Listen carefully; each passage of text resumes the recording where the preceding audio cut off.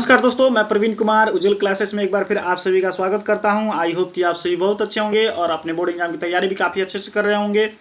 दोस्तों, आज की इस वीडियो में आपके लिए कुछ खास टॉपिक लेकर के आया हूं जो कि क्लास 12th के लिए है, ठीक ना। और ये टॉपिक है कौन, इसको मैं यहाँ पे डिस्कस करने वाला हूँ। और ये ऐसे टॉपिक हैं जो कि आपके बोर्ड एग्जाम में ज़्यादातर चांसेस हैं आने के। तो अब बात है कि इसमें टॉपिक कौन है।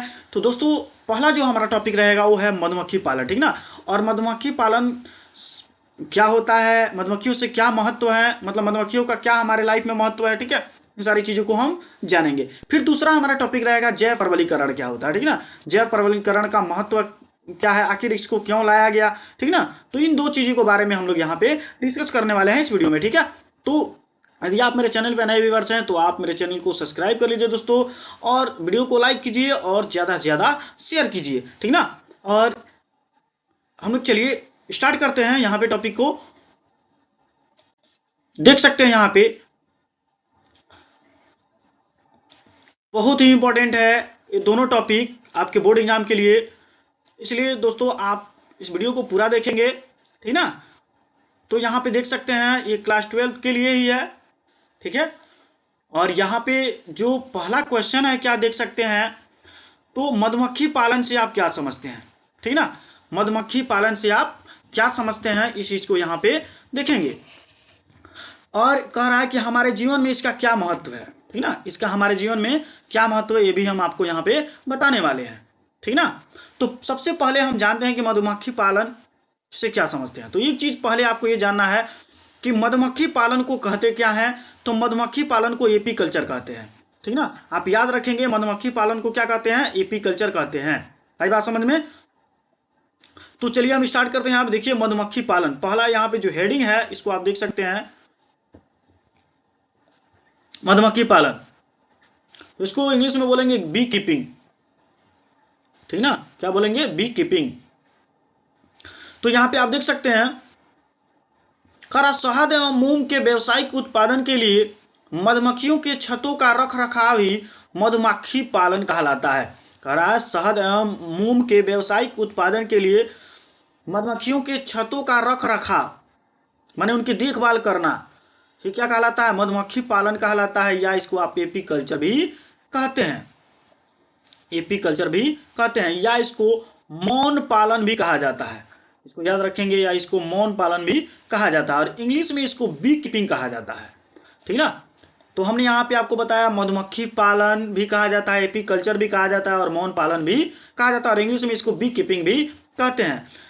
फिर देख सकते हैं मधुमक्खी पालन का व्यवसाय कृषि क्षेत्र में, जहां जंगली झाड़ियां, फलों के बगीचे, कहां, जहां देखिए जंगलों झाड़ियां, फलों के बगीचे तथा लहलहाती फसलों के पर्याप्त कृषि क्षेत्र, जहां चरगाह हो, वहां किया जा सकता है, ठीक ना। तो इनका जो व्यवसाय, जो मधुमक्खी पालन का व्यवसाय है वो कहां कहां किया जा सकता है। तो कह रहा है कि किसी क्षेत्र जहां पे मतलब जंगली झाड़ियां हो, फलों के बगीचे में, ठीक ना। जैसे मुजफ्फरपुर में बहुत ज्यादा लीची होता है, ठीक ना।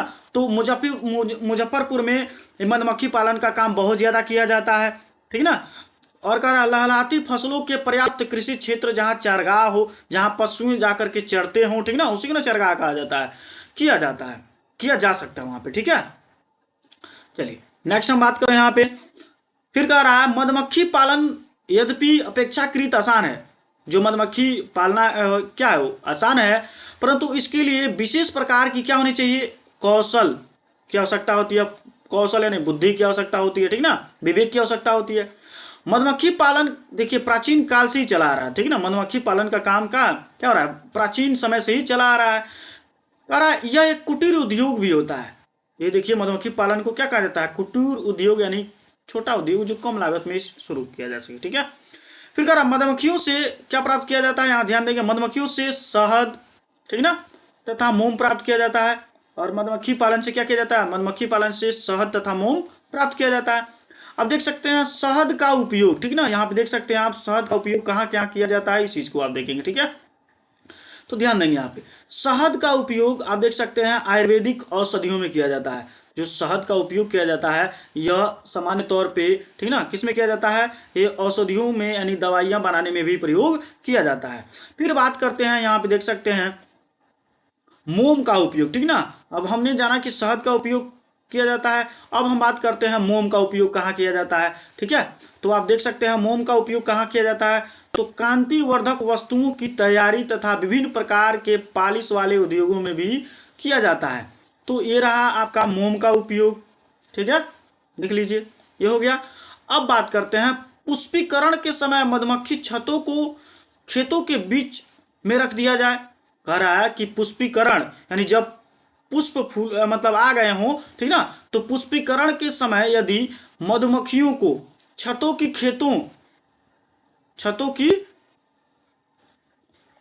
को खेतों के बीच में रख दिया जाए तो इससे पौधों की परागण क्षमता बढ़ जाती है।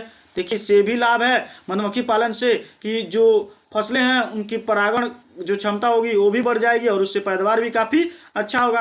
करार इस प्रकार फसल तथा शहद दोनों के उत्पादन में सुधार हो जाता है और इस प्रकार से क्या हो जाता है, दोनों में सुधार हो जाता है, ज्यादा शहद भी प्राप्त हो जाता है और फसल भी अच्छे हो जाते हैं।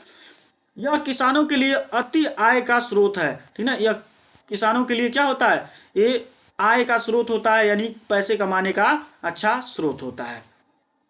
क्या, तो मधुमक्खी पालन। आई बात समझ में। तो ये रहा क्या, मधुमक्खी पालन। अब हम बात करेंगे दूसरे क्वेश्चन की, जैव परवलीकरण क्या है। तो चलिए बात करते हैं हम लोग। देखिए अब यहाँ पे क्वेश्चन क्या आ रहा है आपके सामने, तो आ रहा है देख सकते हैं यहाँ पे जो क्वेश्चन है आपका क्या है, जैव परवलीकरण का क्या अर्थ है, व्याख्या कीजिए। जैव परवलीकरण आखिर क्या है और ये बताइए और फिर इसका व्याख्या कीजिए कि आखिर इसका क्या क्या उपयोग हमारे लाइफ में है। आई बात समझ में। चलिए इसका आंसर आप देख सकते हैं क्या है, तो यहां पहला है जैव परवलीकरण। पहले हम जानेंगे कि आखिर जैव परवलीकरण होता क्या है, जिसको बायोफर्टिफिकेशन कहते हैं। इसको क्या कहते हैं, जिसको बायोफर्टिफिकेशन कहा जाता है। तो आप ध्यान देंगे यहाँ पे देखिए, पादपों के पोषक मान में वृद्धि करने को क्या कहा जाता है, जैव परवलीकरण कहा जाता है, ठीक ना। जो पौधे होते हैं उनके पोषक मानों में वृद्धि जब होता है तो उसी को क्या कहते हैं, जैव परवलीकरण कहते हैं। जैव परवलीकरण द्वारा प्राप्त उच्च विटामिन, खनिज, प्रोटीन तथा स्वास्थ्य वर्धक वसा वाली प्रजनीत फसलें जन स्वास्थ्य को सुधारने के लिए अत्यंत महत्वपूर्ण प्रायोगिक माध्यम होती है। आई बात समझ में। फिर कह रहा उन्नत पोषक गुणवत्ता के लिए निम्नलिखित को सुधारने के उद्देश्य से प्रजनन किया जाता है, यानी उसको उगाया जाता है। तो पहला आप देख सकते हैं किसकी आपूर्ति करेगा, कह रहा है प्रोटीन की मात्रा तथा उसकी गुणवत्ता को सही करेगा, ठीक है। फिर कह रहा है तेल की मात्रा तथा उसकी गुणवत्ता, यानी तेल की मात्रा को बढ़ाएगा और वो भी शुद्ध होगा, अच्छा होगा। फिर विटामिन की मात्रा भी इससे क्या होगी, बढ़ जाएगी, ठीक है। चलिए नेक्स्ट की बात करते हैं। यहाँ पे चौथा है देखिए, सूक्ष्म पोषक तथा खनिज की मात्रा भी इसमें क्या हो जाएगी, पर्याप्त होंगी और इस प्रकार से लोगों को पर्याप्त मात्रा में क्या होंगे, अच्छे आहार मिलेंगे और लोग क्या होंगे, इससे स्वस्थ रहेंगे, ठीक है। फिर देखिए जैव परवलीकरण के द्वारा ही मक्का, गेहूं तथा धान की उच्च गुणवत्ता वाली किस्में विकसित की गई हैं। जैव परवलीकरण का ही देन है कि आज एक से एक बेहतर आपके मार्केटों में चावल मिल रहा है, ठीक ना। अगर जैव परवलीकरण नहीं होता तो आपको इतने बेहतर, इतने वैरायटी के आपको चावल प्राप्त नहीं होते, ठीक है। जैसे आप बात करें गोल्डन राइस, इसको आप बोलेंगे गोल्डन राइस, ठीक ना। सन 2000 में विकसित की गई मक्का में एमिनो एसिड, अब देखिए सन 2000 में क्या किया गया था, विकसित किया गया था मक्का, और उसमें एमिनो एसिड लाइसिन तथा ट्रिपेप्टोफैन की दुगुनी मात्रा विकसित की गई, ठीक ना। इसकी वजह से क्या किया गया, इनकी दुगुनी मात्रा को विकसित किया गया। गेहूं की किस्म की हम बात करें, ठीक ना, तो आप देख सकते हैं यहाँ पे एटलस 66 कृष्य, जिसमें उच्च प्रोटीन की मात्रा है। और गेहूं की अगर हम बात करते हैं तो गेहूं की किस्म की बात करें तो उसमें एटलस जो 66 कृष्य है उसमें प्रोटीन की उच्च मात्रा पाई जाती है, देखिए विकसित की गई थी, ठीक है। कराधान की उच्च लौह तत्व वाली किस्म विकसित की गई। इसमें सामान्यतः प्रयोग में लाई गई किस्मों की तुलना में लौह तत्व की मात्रा 5 गुना अधिक है। कितना है तो आप बताएंगे, इसमें जो लौह तत्व की मात्रा है वो 5 गुना क्या है, अधिक है। फिर यहाँ पे देखिए वेरी वेरी मोस्ट जो इंपॉर्टेंट चीज है वो क्या है, भारतीय कृषि, ठीक ना, भारतीय कृषि अनुसंधान संस्था नई दिल्ली, ठीक ना, भारतीय कृषि अनुसंधान संस्था जो कहाँ है, नई दिल्ली में है, ने प्रचुर मात्रा में विटामिन तथा खनिज वाली सब्जियों की फसलें विकसित की। और ये जो भारतीय कृषि अनुसंधान संस्था नई दिल्ली में है उसने क्या किया, प्रचुर मात्रा में यानी ऐसे सब्जियों को उगाया जिसमें विटामिन खनिज बहुत सी चीजें क्या होती थी, उनमें भरपूर मात्रा में होती थी। ऐसी चीजों को उसने क्या किया, ये जैव प्रवलीकरण के द्वारा विकसित किया, ठीक ना। तो इस प्रकार से हमारे लाइफ में ये जैव प्रवलीकरण बहुत ही इंपॉर्टेंट रखता है, ठीक ना, और बहुत ही इसका महत्व है। आई बात समझ में। तो मैंने आपको बताया मधुमक्खी पालन और दूसरा बताया हमने जैव प्रवलीकरण, ठीक है। ये दोनों आपके बोर्ड एग्जाम के लिए बहुत ही महत्वपूर्ण है दोस्तों, इसलिए मैंने आपको यहाँ पे वीडियो में प्रोवाइड कर दिया, ठीक है।